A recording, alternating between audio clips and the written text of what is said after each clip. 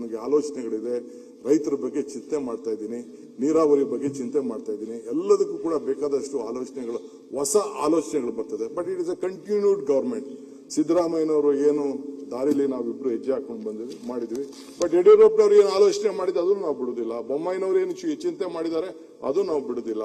ಕುಮಾರಸ್ವಾಮಿ ಅವರು ಏನು ಆಲೋಚನೆ ಇದೆ ಅದು ನಾವು ಬಿಡುದಿಲ್ಲ. ದಟ್ ಇಸ್ ವೈ ಬಿಡದಿ ಪಾಪ ಅವ್ರು ಹಾಕಿದ್ರಲ್ಲ ಫೌಂಡೇಶನ್, ನಮ್ಮ ದೇವೇಗೌಡರು ಹಾಕಿದ್ರಲ್ಲ nice. We will not leave it, we will continued it. ಏನೋ ತಪ್ಪಾಗಿದೆ, ಲೆಟ್ ಅಸ್ ರೆಕ್ಟಿಫೈ. ಸೊ ಹಂಗೆ ನಾವು ಈ ಸಂದರ್ಭ ನೋಡಿ, ನಮ್ಮ ಸುನೀಲ್ ಅಣ್ಣ ನಗ್ತಾವನೆ. ನಕ್ಬೇಡಪ್ಪ ನೀನು ಭಯ ಆಗ್ತದೆ. ನಿಮ್ಮ ಆಲೋಚನೆಗಳೆಲ್ಲ ನೋಡಿ ಖುಷಿಯಾಗಿ ಇದನ್ನ ಯಾವ್ದನ್ನು ಮಾಡಕ್ಕೆ ನಿಮ್ ಪಾರ್ಟಿಯವ್ರು ಬಿಡಲ್ಲ ನಿಮ್ಮನ್ನ. ನಿಮಗೆ ಇದು ಅರ್ಥ ಆಗ್ತಾ ಇಲ್ಲ. ಇಷ್ಟೆಲ್ಲ ಅರ್ಥ ಮಾಡ್ಕೊಂಡಿರೋ ಅದೊಂದು ಯಾಕೆ ಅರ್ಥ ಆಗ್ತಿಲ್ಲ ನಿಮಗೆ? ಹಂಗಾಗಿ ಇದು ಆಗಲ್ಲ. ನಿಮಗೆ ಮಂತ್ರಿ ಮಂಡಳ ಮಾಡ್ಲಿಕ್ಕೆ ನಿಮ್ ಹೈಕಮಾಂಡ್ ನಿಮಗೆ ಬಿಡ್ಲಿಲ್ಲ. ನಿಮ್ ಚಾಯ್ಸ್ ಎಲ್ಲಿದೆ ಹೈಕಮಾಂಡ್? ನಿಮ್ ಮಂತ್ರಿ ಮಂಡಳದಲ್ಲಿ ನಿಮ್ ಚಾಯ್ಸ್ ಯಾವ್ದು ಹೇಳಿ ನೋಡ. ಹೈಕಮಾಂಡ್ ಯಾವ್ದನ್ನು ನಿಮ್ಗೆ ಕೇಳೇ ಇಲ್ಲ. ಒಟ್ಟಿ ಅವರೇ ಕಳಿಸಿರೋದು, ನಿಮ್ಗೆ ಯಾವ್ದು ಚಾಯ್ಸ್ ಇಲ್ಲ. ಇದನ್ನೆಲ್ಲ ಮಾನ್ಯ ಮುಖ್ಯಮಂತ್ರಿಗಳ ಚಾಯ್ಸ್ ಹೋಗುತ್ತೆ ಅಷ್ಟೇ, ಇನ್ಯಾವುದು ಆಗಲ್ಲ. ಗೊತ್ತಿದೆ ನಮಗೆ. ಆಯ್ತಪ್ಪ, ಆಯ್ತು ಬಿಡ್ರಿ. Say, Sunil, I don't believe in reading history.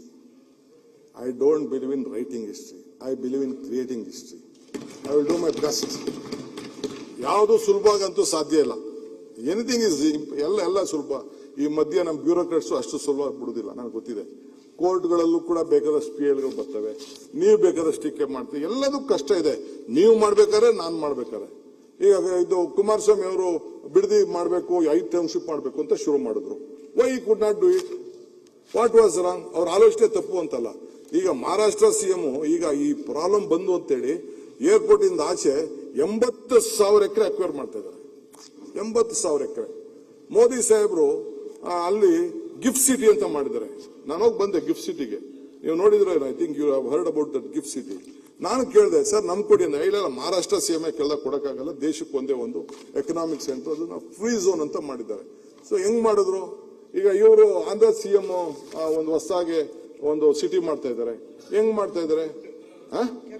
Capital. Ultimately ರೈತರ ಜಮೀನುಗಳನ್ನ ತೆಗೆದುಕೊಳ್ಳಿಲ್ಲ ಅಂದ್ರೆ, ಇವತ್ತು ಎಲೆಕ್ಟ್ರಾನಿಕ್ ಸಿಟಿ ಇರ್ಬೋದು, ನಮ್ಮ ಬೇರೆ ಇರ್ಬೋದು, ITPL ಜಾಗ ಇರ್ಬೋದು, ಇದೆಲ್ಲ ಯಾರ್ದು? ರೈತರದ ಜಮೀನು. ಈಗ ಪೆರಿಫರಲ್ ರಿಂಗ್ ರೋಡ್ ಅವತ್ತಿನ ಕಾಲದಲ್ಲಿ ಮಾಡಿದ್ರಲ್ಲ, ಬಿಸ್ನೆಸ್ ಕಾರ್ಡ್ ಅಂತ ಈಗ ಏನ್ ಮಾಡಿದ್ರಲ್ಲ, ಅದು that is a big vision. I am not telling no. ಇವೆಲ್ಲ ಮಾಡಿದಂತ ಸಂದರ್ಭ ದೇವೇಗೌಡರು ಆಗ ಫ್ಲೈಓವರ್ ಮಾಡಿಸಿದ್ರು. ಏನ್ ತಪ್ಪು ಅಂತ ಹೇಳಕ್ಕಾಗ್ತದೆ? ಇವತ್ತು ನಾವು 106 ಎಕರೆ ಮಾಡಿದ್ದೀವಿ. ಅವತ್ತು ಅನಂತ್ ಕುಮಾರ್, SM ಕೃಷ್ಣ ಇಬ್ರು ಸೇರಿ ಬೆಂಗಳೂರಿಗೆ ಮೆಟ್ರೋ ತಂದ್ರು. It is their contribution. ಈಗ ನೈಸ್ ಅಷ್ಟೇ, ದೇವೇಗೌಡರು ಅವ್ರು ಸೈನ್ ಮಾಡಿದ್ರು. ನೈಸ್ ರೋಡ್ ಇಲ್ಲ ಅಂತ ಅಂದ್ರೆ ನೀವು ಹೇಳಿ ಏನಾಗ್ತಿತ್ತು ನಮ್ಮ ಪರಿಸ್ಥಿತಿ? ಬೆಂಗಳೂರು ಏನಾಗ್ತಿತ್ತು ಅಂತ ನೀವು ನೋಡಿ, ಕಂಜೆಷನ್ ಏನಾಗ್ತಿತ್ತು. ಸೊ ಅದ್ ಬಿಡಿ, ಅವ್ರ ಲೋಪದೋಷ ಇದ್ದಾರೆ, ವಿಲ್ ಟೇಕ್ ಆಕ್ಷನ್. ಅದಕ್ಕೆ ಏನ್ ಬೇಕೋ ಮಾಡೋಣ, ಅದ್ರ ಇಸ್ ಡಿಫ್ರೆಂಟ್. ಆಮೇಲೆ ಸಪರೇಟ್ ಚರ್ಚೆ ಮಾಡೋಣ. ಸೊ ಹಂಗೆ ನಮ್ಮ ಆಲೋಚನೆ. ಒಂದು ನಿಮಿಷ ಪ್ಲೀಸ್. ಇವೆಲ್ಲ ಪೂರ್ತಿ ಒಪ್ಕೋತೀನಿ. ಬಟ್ ನಾವೆಲ್ಲರೂ ಇನ್ನೊಂದು ವಿಷಯದ ಬಗ್ಗೆ ಗಮನ ಇಡಬೇಕು. ನಾನು 15 ವರ್ಷದ ಹಿಂದೆ ಎಕನಾಮಿಕ್ ಟೈಮ್ಸ್ ಅಲ್ಲಿ ಒಂದು ಆರ್ಟಿಕಲ್ ಓದಿದೆ. A time will come when we will not produce what we have to eat and we will eat what we cannot produce. Economic Times ಅಲ್ಲಿ 15 ವರ್ಷದ ಹಿಂದೆ ಒಂದು ಲೇಖನ ಓದಿದೆ. A time will come when we will not be producing what we will eat, will not be eating what will produce ಅಂತ.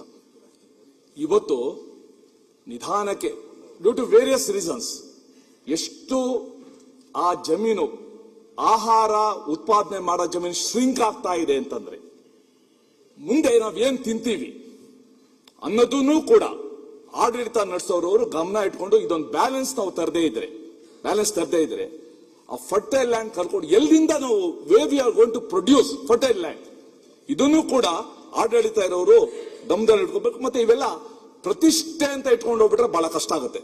ಮುಂದಿನ future ಕೂಡ ನಾವು ಜ್ಞಾಪಕ ಇಟ್ಕೋಬೇಕು.